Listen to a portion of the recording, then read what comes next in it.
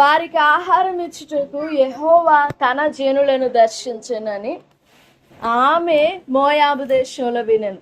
మరలా 2వ అధ్యాయం 8వ వచనంలోకి వచ్చేసరికి అక్కడ కొన్ని షరతులు ఉంటాయి. ఓ పరదేశీ అని పిలవకుండా, ఓ విధవరాలా అని పిలవకుండా, విధవరాలే కుటుంబానికి శాపం తెచ్చిన దానా అని పిలవకుండా రకరకాలైన పేర్లు మాట్లాడొచ్చు. కానీ అలా మాట్లాడకుండా నా కుమారి నా మాట వినుము. తర్వాత వేరొక పొలములోనికి పోయి వేరొక పొలములో ఏరుకొనుటకు పోవద్దు. 3 దీనిని విడిచిపోవద్దు. 5 నా పనికత్తెల యొద్ద నిలకడగా ఉండు. 5 పాయింట్లు. తర్వాత 6వ పాయింట్ 9వ వచనం, చేను కోయి వారి వెనుక వారిని కనిపెట్టి వారిని వెంబడించు. ముట్టకూడదనే నీ రక్షణ కోసం, నీ క్షేమం కోసం, నీ భద్రత కోసం, నీ కాపుదల కోసం నీకు నేను ఆజ్ఞ ఇచ్చాను. ఆ తర్వాత నీకు దాహమైనప్పుడు కుండల యొద్దకు పోయి పనివారు చేదిన నీళ్లు త్రాగుమని చెప్పాను. 57వ కీర్తన 3వ వచనం, దేవుడు మన రక్షణ కోసం దేనికైనా ఆజ్ఞాపిస్తాడని. 57వ అధ్యాయం 3వ వచనం, ఆయన ఆకాశము నుండి ఆజ్ఞ ఇచ్చి నన్ను రక్షించును. నన్ను మృంగగోరు వారు దూషణలు పలుకున్నప్పుడు దేవుడు తన కృపా సత్యములను, ఆ అధ్యాయము ప్రారంభంలో 1వ వచనానికి పైన చిన్న లెటర్స్ తో ఉన్నాయా? గుహలో దావీదు సౌలు నొద్ద నుండి పారిపోయినప్పుడు అతడు రచించిన గీతం. ఇదే కీర్తనల గ్రంథం 59వ అధ్యాయము 10వ వచనం చూడండి. నా దేవుడు తన కృపతో నన్ను కలుసుకొని, దావీదును చంపుటకు సౌలు పంపిన వారు ఇంటి చుట్టూ కాపు కాసి పొంచి ఉన్నప్పుడు అతను రచించిన గీతం. ఏం మాట్లాడుతున్నాడు? నా ఇంటి చుట్టూ నన్ను మృంగడానికి, నా ప్రాణం మృంగడానికి శత్రువులు కాచుకొని ఉన్నారు, కాపు కాస్తా ఉన్నారు. నన్ను చంపి నన్ను మర్డర్ చేయడానికి ఆ లెన్స్ నా మీద గురిపెట్టి ఉన్నారు. వాళ్ళ గన్ నా మీదే, వాళ్ళ కత్తి నా మీద గురిపెట్టి ఉన్నారు.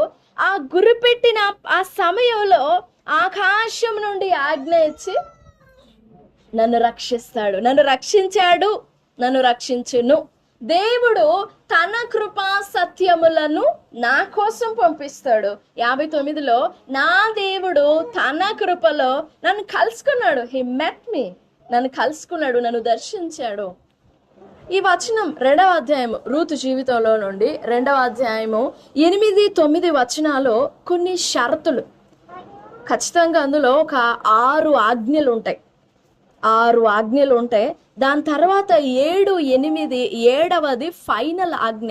అది ఆజ్ఞ కాదు, పైవన్నీ నువ్వు చేసినట్లయితే నీకు కలిగే ఫలితం. నువ్వు పైనవన్నీ చేస్తే, నా మాట విని వేరొక పొలంలో ఏరుకొనుటకు పోకుండా ఉంటే, తర్వాత నన్ను దీనిని విడిచిపెట్టకుండా ఉంటే, తర్వాత నిలకడగా ఉంటే, తర్వాత చేను కనిపెట్టి వెంబడిస్తే, అప్పుడు నీ కోసం, నీ క్షేమం కోసం, నీ యవ్వనం కాపుదల కోసం, నీ భద్రత కోసం, నీ ప్రాకారంగా, నీకు రక్షణగా నేను ఆజ్ఞాపిస్తాను. నేను ఆజ్ఞాపించినప్పుడు నీవు చేదకుండానే, నీవు నాటకుండానే, నీవు త్రవ్వకుండానే, నీవు వెన్నులు తుంచకుండానే జస్ట్ అట్లా కూర్చుని రొట్టె తినొచ్చు. నువ్వు చేదుకొని అవసరం లేదు. నీళ్ళు బావి దగ్గరికి వెళ్ళి చేదుకొని అవసరం లేదు. పొలంలోనికి పోయి ఆ గింజలన్నీ తెచ్చి నూరి పొడి చేసి రొట్టె చేసుకొని తినాల్సిన పని లేదు. నువ్వు జస్ట్ మాతో కలిసి కూర్చోవచ్చు. 2వ అధ్యాయంలో దీని అంతటికి పైవన్నీ చేస్తే ఈ 2 దక్కుతాయి నీకు. ఏ 2? నీ క్షేమం కోసం ఆజ్ఞాపిస్తాను నేను. యవనస్తులు నిన్ను ముట్టకూడదని నేను ఆజ్ఞాపిస్తాను. ఆ టైంలో రూతు ఉన్న పరిస్థితులలో తన జీవితం కానీ, తన వయస్సు కానీ, తన పరిస్థితుల విషయంలో కానీ రూతు ఆ మాట పొందడం ఎంత గొప్ప భాగ్యమో తెలుసా? ఆ టైంలో దుష్టుని కన్ను మీద పడకుండా శత్రు కన్ను ఆమె మీద పడకుండా, అపవాది దుష్ట బుద్ధి ఆమె మీద పడకుండా బోయజులో నుండి దేవుడు చెప్తున్నాడు, మా నువ్వేం భయపడొద్దు, నేను ఆజ్ఞాపించాను. ఎప్పుడు నువ్వు ఇవన్నీ చెయ్యి, నా కుమారి నా మాట విను,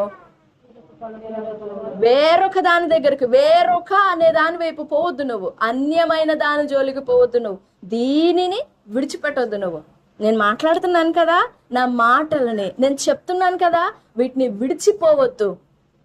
తర్వాత నిలకడగా ఉండు, విడిచిపెట్టకుండా నిలకడగా పట్టుకో, నిలకడగా పట్టుకొని వెంబడించు. వెంబడించిన తరువాత క్షేమం కోసం నీకు ఆజ్ఞ ఇస్తా. నేను చెప్పే ఈ ఆజ్ఞ, బోయజు ఎవరో సామాన్యుడు కాదు. బెత్లెహేము పట్టణంలో చాలా ఆసాని అంటారు కదా, ద బెస్ట్ ఆసామి, ద బెస్ట్ బిజినెస్ మ్యాన్. అక్కడ ఉండిన పొలాలు, ధాన్యపు కొట్లు, ధాన్యాగారాలు అన్ని బోయజు చేతిలో ఉంటాయంట. అంత దీవింపబడిన వాడు. ఆ బోయజు చెప్తున్నాడు, నేను నీకు ఆజ్ఞ ఇస్తున్నాను, నీ క్షేమం కోసం నేను ఆజ్ఞ ఇస్తున్నాను, నువ్వెందుకు భయపడేది? Praise the Lord. మొదటి అధ్యాయం 6వ వచనం చదివాను చూడండి. వారికి ఆహారం ఇచ్చుటకు యెహోవా తన జనులను దర్శించెనని ఆమె మోయాబు దేశములో వినెను. యెహోవా తన జనులను దర్శించెను అనేది ఒక కాల్, అది ఒక పిలుపు. దేవుడు తన జనులను దర్శించాడు. మీరు రండి. ఎవరిని పిలుస్తున్నాడు అని అంటే, మరణములో ఉన్న వారిని, పాపములో ఉన్న వారిని, నాశనములో ఉన్న వారిని, మనస్సు సరిగ్గా నిలబడక చంచల మనస్కులై, కుయుక్తి పరులై, రకరకాలైన స్వభావాల చేత దేవుని గృహములో నుండి వెలుపలికి పోయిన వాళ్ళందరినీ పిలుస్తున్నాడు ఆ వచనంలో. యెహోవా తన జనులను దర్శించాడు, రండి, ఇంక ఇంటికి రండి. మీరు ఎక్కడెక్కడికి చెదిరిపోయి ఉన్నారో మీరు రావచ్చు. ఆయన దర్శించాడు, మీరు రావచ్చు.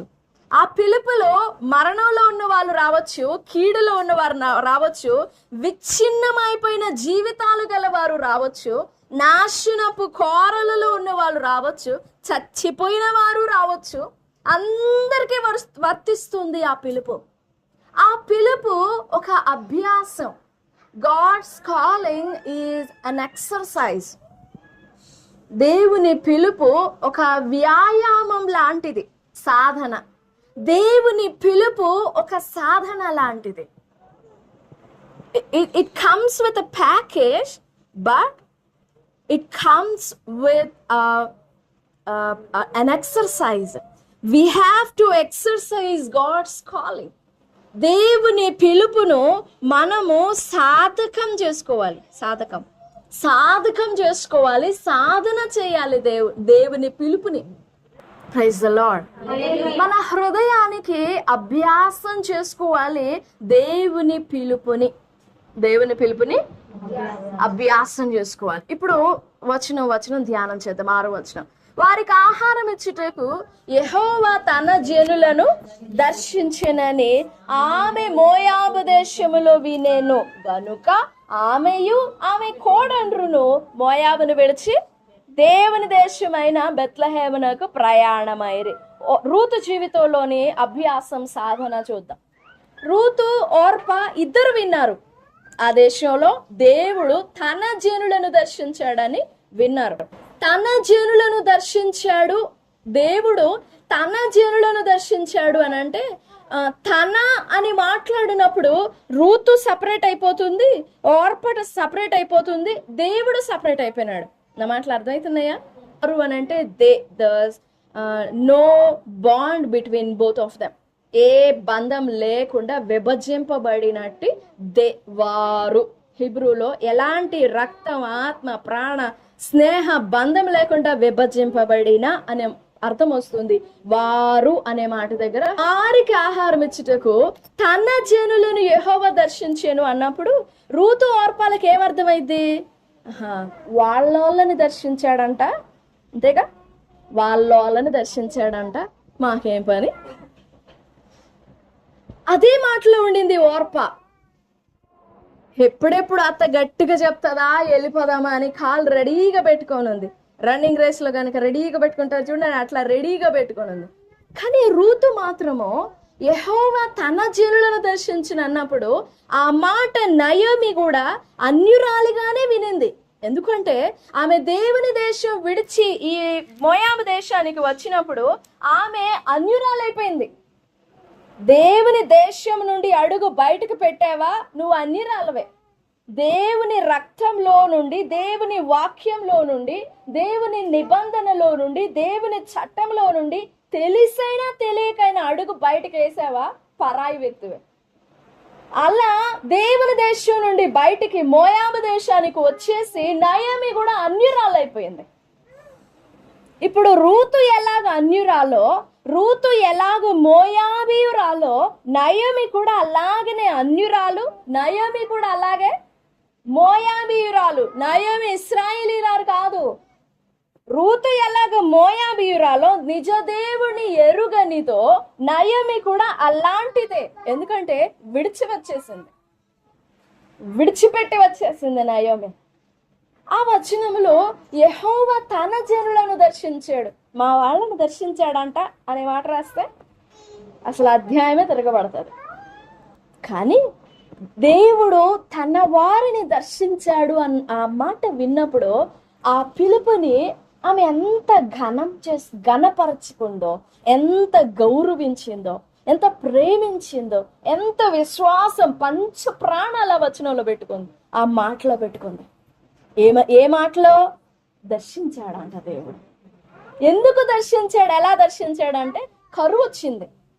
కరువు ఎందుకు వచ్చిందంటే వారి పాపం వల్ల వచ్చింది, వారి అవిధేయతల వల్ల వచ్చింది కరువు. విడిచిపెట్టాడు దేవుడు. ఇప్పుడు మరలా ఆ పాపమంతటిని, ఏది అరకొర కాదు, పార్షియల్ గా పక్షపాతంగా కూడా కాదు, వారి పాపమంతటిని, వారి శాపమంతటిని కొట్టివేసి కరువు, ఆహారం లేదు, తినడానికి ఆహారమే లేదంటే ఇక నారు పోయడానికి ఉంటదా విత్తనం? ఆ టైంలో దేవుడు వచ్చి ఆ ప్రజలను దర్శించాడు, ఆ ప్రజలను జ్ఞాపకం చేసుకున్నాడు. దేవుడు దర్శిస్తేనే భూమిలో నుండి ఒక విత్తనం మొలిచి మొక్కయ్యేది. దేవుడు దర్శించకపోతే భూమిలో నువ్వు ఎంత బంగారపు భూమిలో విత్తనం వేసినా అది మొలవదు.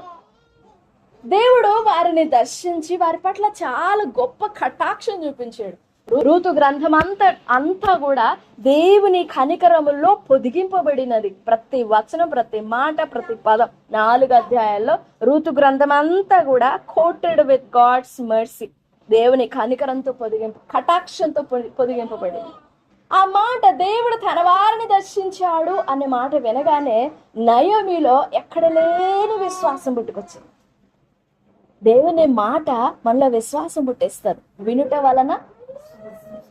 వలన ఒక గంట అయినా, ఒక నిమిషం అయినా వచ్చి దేవుని మాటలు వినమ్మా, పోగొట్టుకోవద్దు అని బతిలాడేది. ఎందుకనంటే నువ్వు వినటం వలన విశ్వాసం వచ్చింది. దేవుని మాటలు నీ హృదయంలోనికి పోతూ ఉండడం వల్ల, నింపబడుతూ ఉండడం వల్ల నీలో విశ్వాసం పుట్టిద్ది. విశ్వాసం నువ్వు పుట్టించుకోలేవు, దేవుడు పుట్టించడు.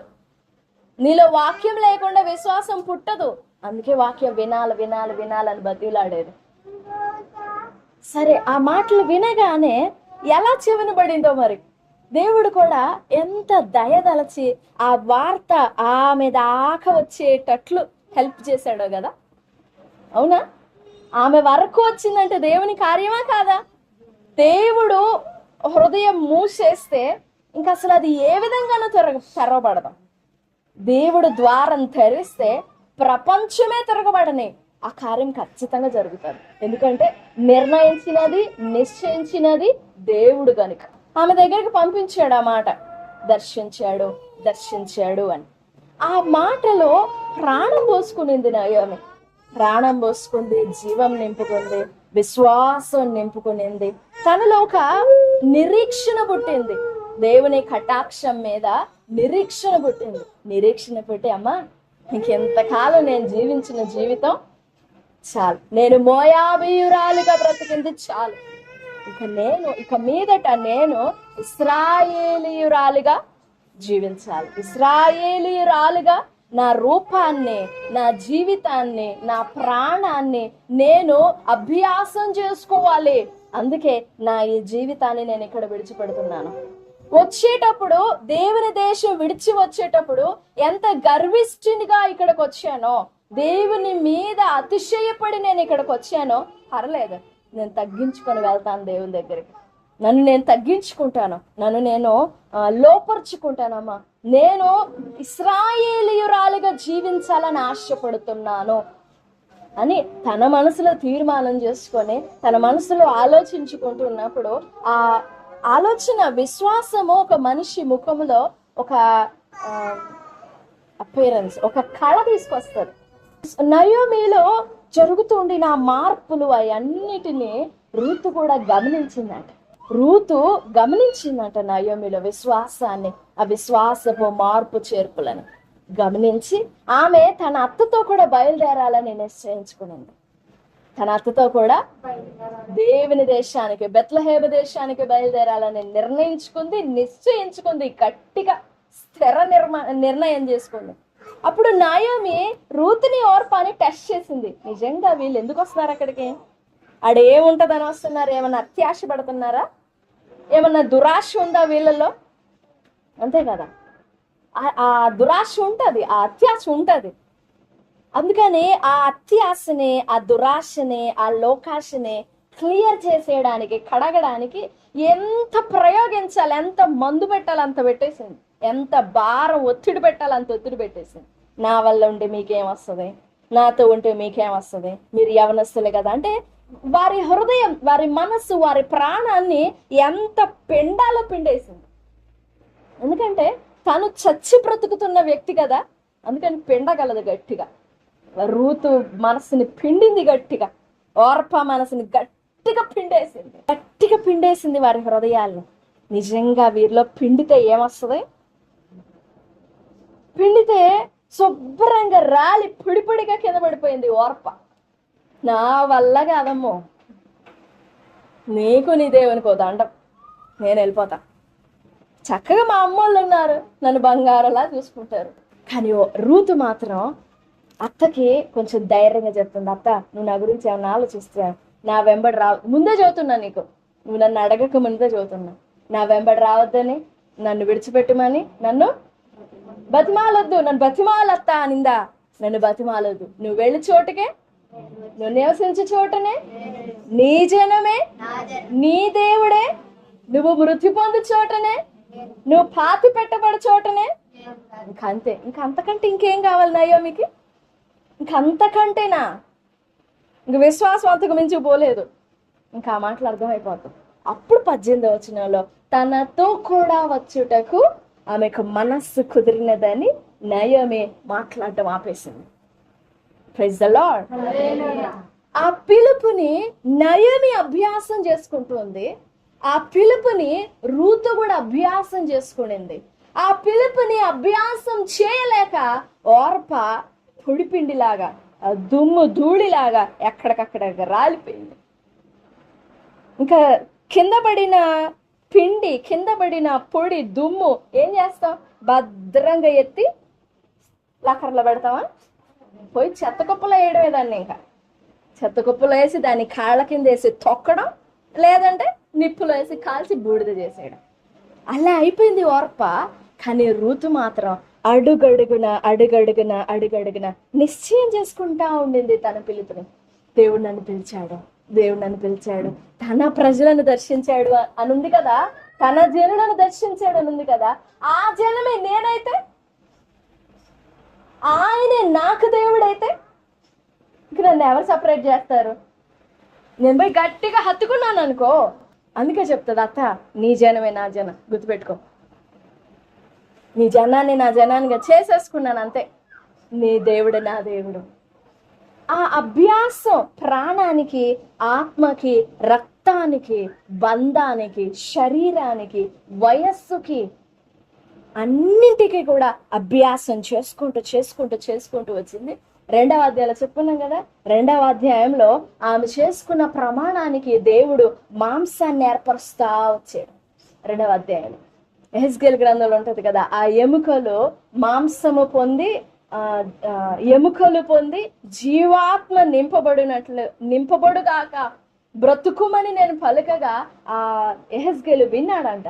అక్కడ ఆ ఎముకలన్నీ గలగల గలగలగల కొట్టుకొని ఏ ఎముకకి ఆ ఎముక అటాచ్ అయిపోయి మళ్ళీ వాటి మీద మాంసం ఏర్పడడం, నరాలు ఏర్పడడం, మాంసం ఏర్పడడం, ఆ మాంసంలో రక్తం పారటం, రక్తం పారి ఆ ఎముకలు పుర్రెలు అవన్నీ అస్థిపంజరాలు అవన్నీ ఒక లోయ, చచ్చిపోయిన శవాలన్నిటిని పడేసిన లోయ. ఆ లోయలు ఏముంటాయి?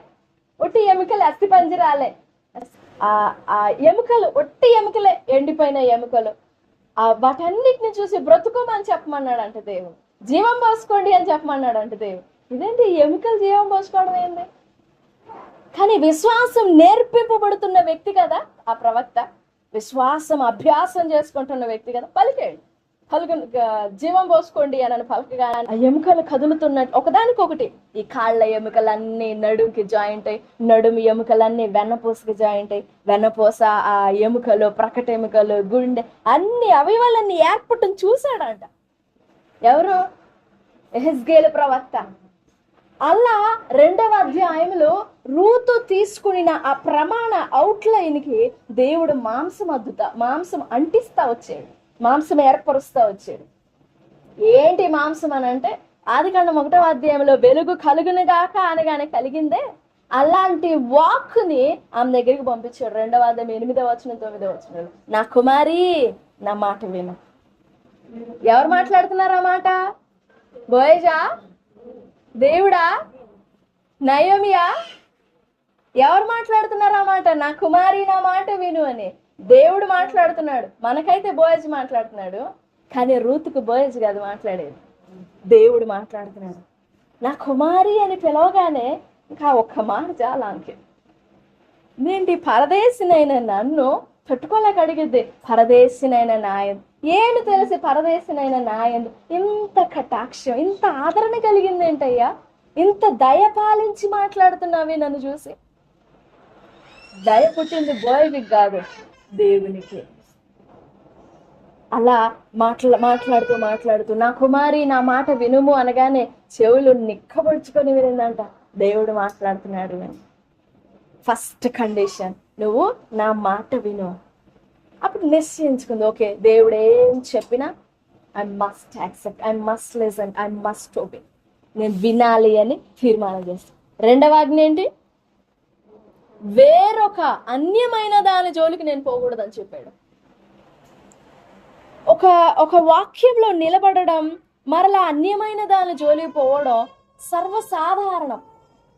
కానీ ఒక అభ్యాసంలో నిలబడిన వ్యక్తి వేరొక పొరుగువాని వైపు చూడడం, దాన్నే వ్యభిచారము అంటది పరిశుద్ధ గ్రంథం. 20వ అధ్యాయం నిర్గమాకాండంలో ఆజ్ఞలు వచ్చినప్పుడు నీ పొరుగువాని దేనినైనా ఆశింపొద్దు. పైన దానికి ఎక్స్ప్లెనేషన్, నువ్వు దొంగిలకూడదు, ఆశపడితేనేగా దొంగిలేది. ఆ దుష్ట బుద్ధి రాకూడదు, వేరొక అసలు ఆ మాట నీలో ఉండకూడదు, అన్యమైనది ఉండకూడదు. నా మాట విను, వేరొక పొలంలో ఏరుకోవడానికి పోవద్దు. ఆ పోవద్దు అనే మాటతో సరిపెట్టలేదు, విడిచిపోవద్దు. నీకెంత కష్టం కలగొచ్చు, బట్ జస్ట్ గట్టిగా పట్టుకో అంతే, విడిచిపెట్టవద్దు, గట్టిగా పట్టుకో అంతే. ఆ తరువాత నిలకడగా ఉండు.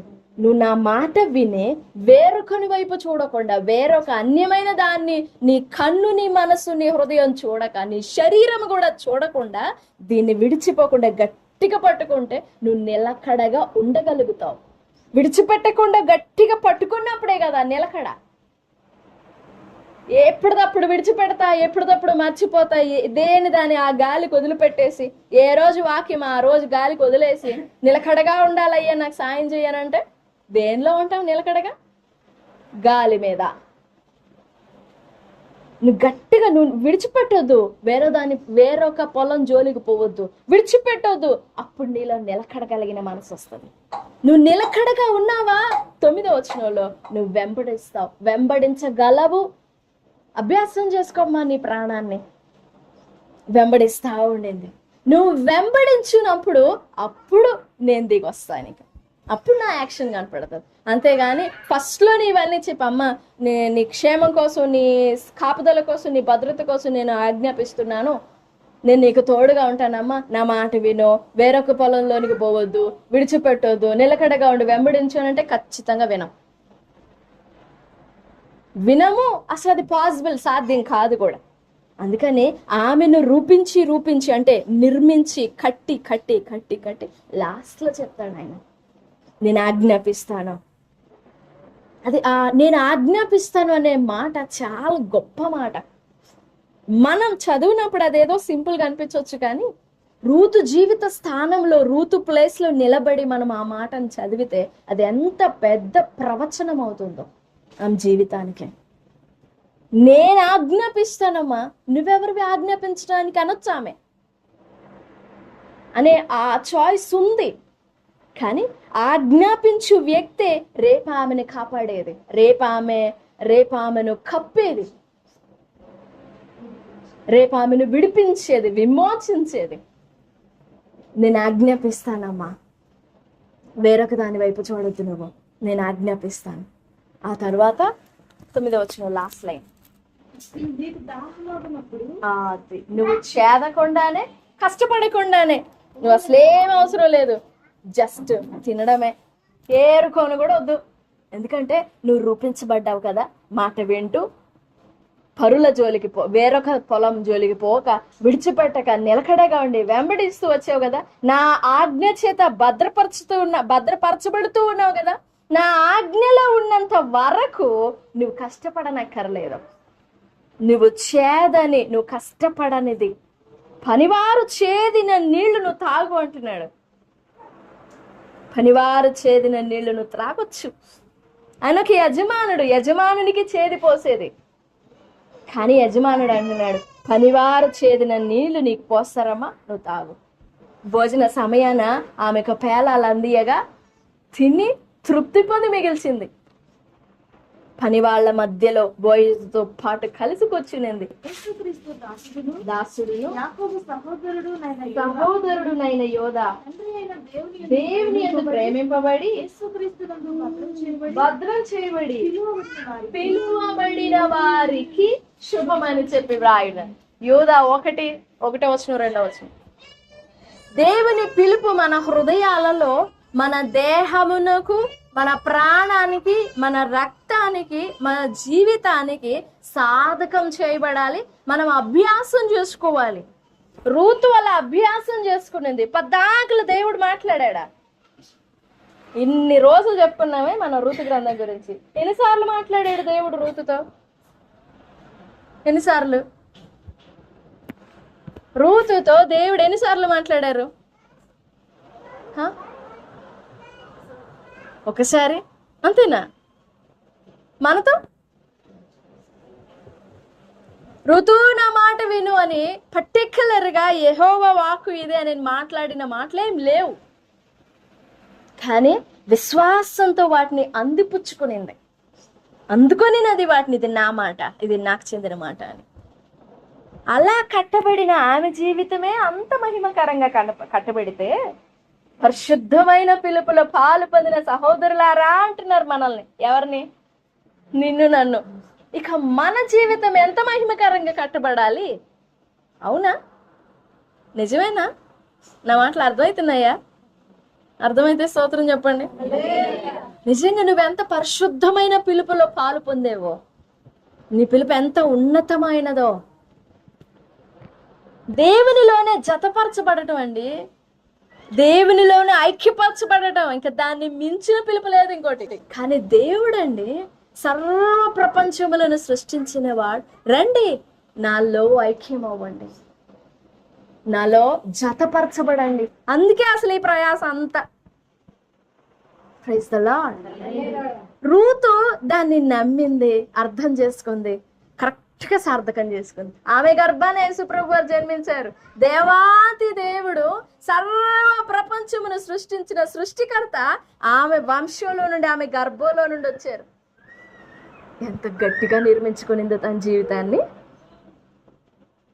ఎంతటి విశ్వాసం ఆమెది. ఈ రాత్రి ప్రభు సన్నిధిలో వేడుకుందాం. ఆమె జీవితం పట్ల అదొక ప్రణాళిక, నీ జీవితం పట్ల ఒక ప్రణాళిక ఉంది. నీ పట్ల కూడా ఒక ఉద్దేశం ఉంది, నీ పట్ల కూడా ఒక కారణం ఉంది దేవునికి. ప్రభువా, నా పిలుపుని నేను సార్థకం చేసుకోవాలి, నేను అభ్యాసం చేసుకోవాలి, నా పిలుపుకి నేను మాంసముని, ఎముకలని, ఆత్మని నేను నింపుకోవాలి. దేవుని శరీరం నింపబడాలి, దేవుని రక్తం నింపబడాలి, దేవుని ఆత్మ నింపబడాలి. దేవుడే క్రీస్తే నా యందు జీవించుచున్నాడు అన్నాడు పౌలు. ఈ జీవితం నాది కాదు, క్రీస్తే నాలో జీవించు. ఆ జీవితం మనం పొందాలి. నయోమి, రూతులు తమ జీవితంలో దేవుని పిలుపుని అభ్యాసం చేసుకున్నారు, సాధకం చేసుకున్నారు. కాబట్టి ఇప్పటికీ వాళ్ళిద్దరి గురించి మనం ధ్యానం చేస్తాం. ఈరోజు దేవుని పిలుపులో నీవు భాగమయ్యావు అనే మాట నీ ప్రాణ, ఆత్మ, దేహంలో నువ్వు గ్రహించుకొని నేను దేవుని పిలుపులో ఉన్నాను అని నీ ప్రాణానికి, రక్తానికి, ఆత్మకి, నీ శరీరానికి, నీ జీవితానికి నువ్వు అభ్యాసం చేసుకోవాలి. అదే పిలుపుకు తగినట్లుగా ప్రవర్తించడం అంటే. ప్రభు సహాయం కోరుకుందాం. ప్రభువా, నా జీవితంలో ఒక గ్రహింపియండి, నా మనోనేత్రాలు వెలిగించండి. నీ పిలుపుని విని వదిలేయకూడదు. నేను నీ పిలుపుని నా ప్రాణాత్మ దేహాల్లో సాధకం చేసుకోవాలి. నాకు సహాయపడండి. నయోమి ఎలా సాధకం చేసుకుందో, రూతు ఎలా సాధకం చేసుకుందో నాకు సహాయపడండి, గ్రహింపివ్వండి. ఈ మాటలన్నీ నా హృదయంలో ఆత్మ కార్యం జరగనివ్వండి అని ప్రభు సన్నిధిలో వేడుకుందాం. ప్రభు సహాయపడతారు. దేవుడి మాటలన్నీ మన వినికిడిలో దీవించుగాక. ఆమేన్.